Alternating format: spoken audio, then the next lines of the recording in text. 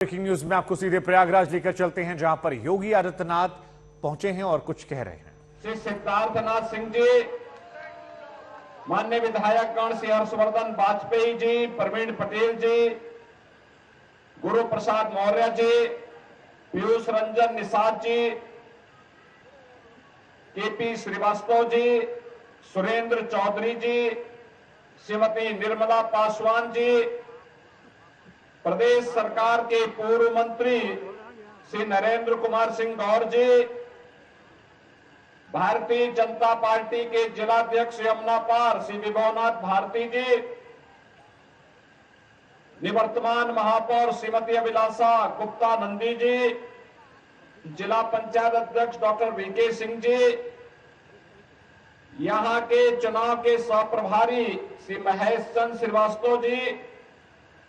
ओंकार केसरी जी, राकेश शुक्ला जी, वरुण केशरवानी जी और महापौर पद के सुयोग्य प्रत्याशी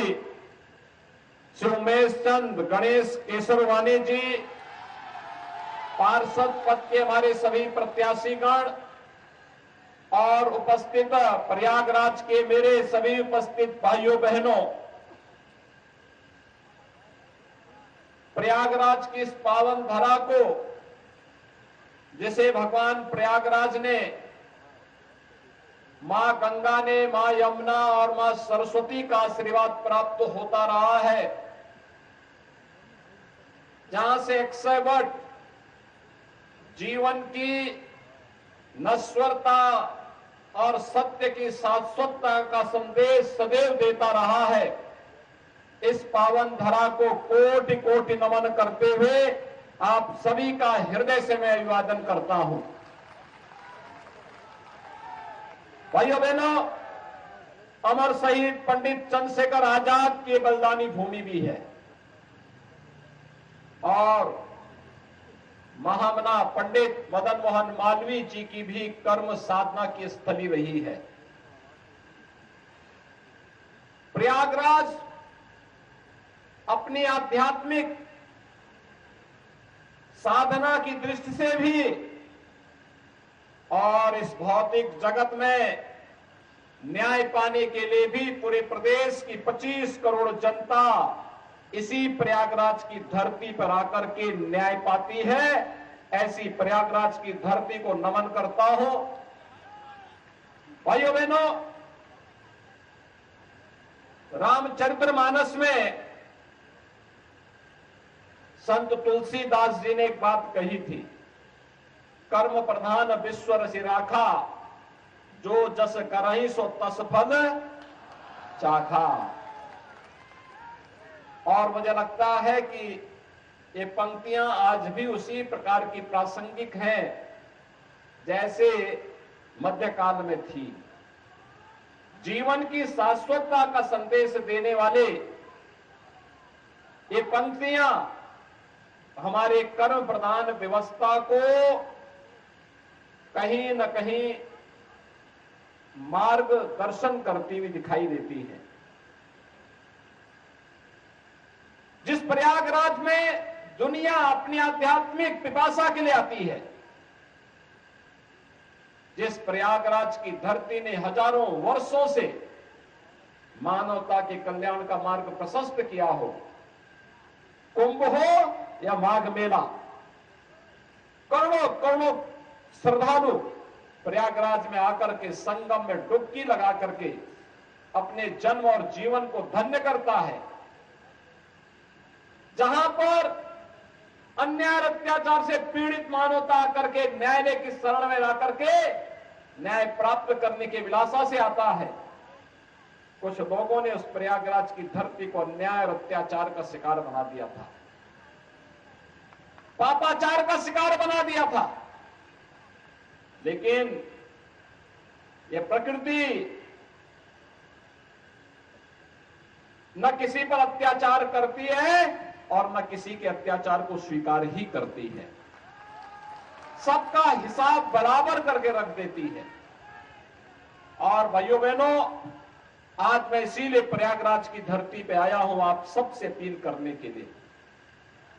ये हमारा सौभाग्य है 2019 में प्रयागराज कुंभ को डबल इंजन की सरकार को एक यूनिक इवेंट के रूप में प्रस्तुत करने का अवसर प्राप्त हुआ था। भव्य और दिव्य कुंभ के रूप में प्रस्तुत करने का अवसर प्राप्त हुआ था। प्रयागराज का कुंभ यादगार कुंभ बन गया। उस समय नगर निगम का नेतृत्व श्रीमती अभिलाषा गुप्ता नंदी जी के नेतृत्व में यहां पर नगर निगम बोर्ड काम कर रहा था और बोर्ड ने अपने स्तर पर अच्छा प्रयास किया। और जब 2025 का कुंभ आएगा, 2025 के हमारा एक सामान्य कार्यकर्ता से लेकर के भाजपा के अध्यक्ष और अब महापौर की प्रत्याशी उस समय महापौर हो और उनके नेतृत्व में प्रयागराज महापौर की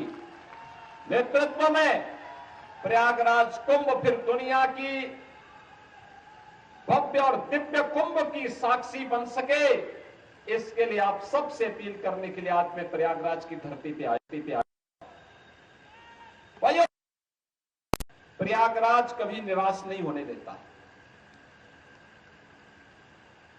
ये प्रयागराज की धरती है,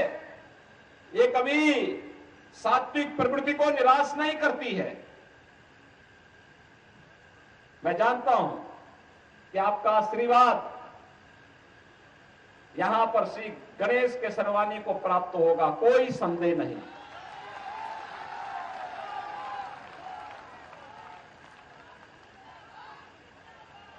इन्होंने एक कार्यकर्ता के रूप में जिस निष्ठा के साथ कार्य किया और आज जब भाजपा ने एक अवसर दिया कि महापौर पद पर कोई भाजपा का एक सामान्य कार्यकर्ता चुनाव जीतने की सामर्थ्य रखता है, रखे और उसे हम प्रत्याशी बनाकर के उतार रहे हैं। भाइयों बहनों, जब प्रत्याशी बनकर के आपके बीच में आए हैं, मैं देख रहा हूं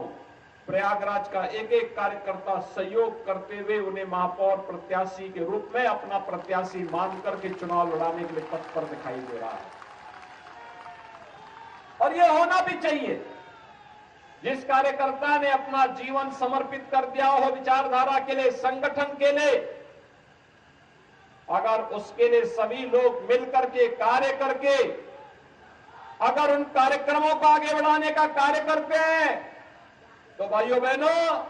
ये नए कार्यकर्ताओं के सृजन की एक शुरुआत होती है। नए कार्यकर्ताओं को भी अवसर प्राप्त हो सकता है और भारतीय जनता पार्टी इन्हीं नए कार्यकर्ताओं को जोड़ने की पार्टी है। यही भारत का लोकतंत्र है, यही भाजपा का लोकतंत्र भी है। आज भारत दुनिया के अंदर कह सकता है कि हम न केवल दुनिया के सबसे बड़े लोकतंत्र हैं, बल्कि लोकतंत्र की जननी भी है। लोकतंत्र को हमने पैदा किया है, ये भारत गर्व से कह सकता है। और वह तब जब प्रधानमंत्री मोदी जी के नेतृत्व में वर्तमान में वैश्विक मंच पर भारत की प्रतिष्ठा बढ़ी है। भारत आज आजादी के अमृत काल के प्रथम वर्ष में G20 के समूह की अध्यक्षता कर रहा है प्रधानमंत्री मोदी जी के नेतृत्व में। तब भारत इस बात को कह सकता है कि हमने दुनिया को सब कुछ दिया है, हमने लोकतंत्र दुनिया को दिया है। एक समान अधिकार, राजा हो या रंक हो, सभी लोकतंत्र में एक समान वोट का अधिकार प्राप्त करते हैं और अपने इस वोट की ताकत का एहसास दुनिया को कराते हैं और भारत ने समय समय पर किया कराया है। और भाइयों बहनों, एक और वैश्विक मंच पर बढ़ती हुई भारत की ताकत, भारत का सम्मान, भारत के बारे में दुनिया का नजरिया बदल चुका है। और भारत में प्रधानमंत्री मोदी जी के नेतृत्व में बदलते हुए भारत को आपने देखा है। आज कैसे भारत न केवल दुनिया के अंदर अपना सम्मान बनाया है, बल्कि अपने नागरिकों के हितों का संरक्षण करने, अपनी स्वयं की सुरक्षा करने, कैसे एक एक करके प्रत्येक नागरिक के जीवन में परिवर्तन करने का कार्य किया। मुझे आश्चर्य होता है जब भाजपा की बात होती है और भाजपा को जब लोग ये बोलते हैं कि पुरानी जाति का वोट मिलेगा कि नहीं मिलेगा, संदेह की नजर से बोलते हैं, तो मुझे लगता है कि इन्होंने भाजपा को लगता है समझा नहीं है। भारतीय जनता पार्टी का मतलब सबका साथ और सबका विकास, और सबका साथ और सबका विकास है तो फिर सबका विश्वास भी है और परिणाम लाने के लिए सबका प्रयास भी है। ये सभी लोग मिलकर के जब कार्य कर रहे हैं, आप बताइए ना, 4 करोड़ गरीबों को देश के अंदर एक एक आवास मिल जाता है, 8 करोड़ गरीबों को उज्ज्वला योजना का कनेक्शन मिल जाता है, 12 करोड़ गरीबों को एक एक टॉयलेट मिल जाता है, 15 करोड़ गरीबों को स्किल इंडिया और स्टैंड अप और स्टार्टअप इंडिया के माध्यम से जोड़ा जाता है, 35 करोड़ गरीबों के लिए जनधन अकाउंट खोले जाते हैं, 50 करोड़ गरीबों को 5 लाख रुपए की सालाना स्वास्थ्य बीमा का कवर दिया जाता है,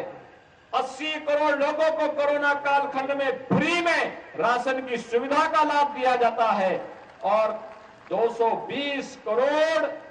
वैक्सीन की डोजेज भारत के नागरिकों को फ्री में देने का काम कोई करता है, भारत के यशस्वी प्रधानमंत्री नरेंद्र मोदी जी करते हैं। और भाइयों बहनों, यही कहने के लिए आज मैं आपके पास आया हूं और इसीलिए अब तमंचा में उत्तर प्रदेश की पहचान आईटी स्किल के लिए जानी जाएगी और इसलिए हमारे युवाओं के हाथों में टैबलेट रहेगा। और इसलिए भाइयों बहनों, हमें प्रयागराज को अभी से सजाने संवारने की कार्रवाई के साथ जुड़ना होगा। 2025 का कुंभ ऐतिहासिक हो, दिव्य हो, भव्य हो, दुनिया की स्वच्छ, सुंदरता, सुरक्षित आयोजनों का एक मॉडल फिर से बने, इसके लिए अभी से लगना होगा और इसके लिए अच्छा बोर्ड भी चाहिए,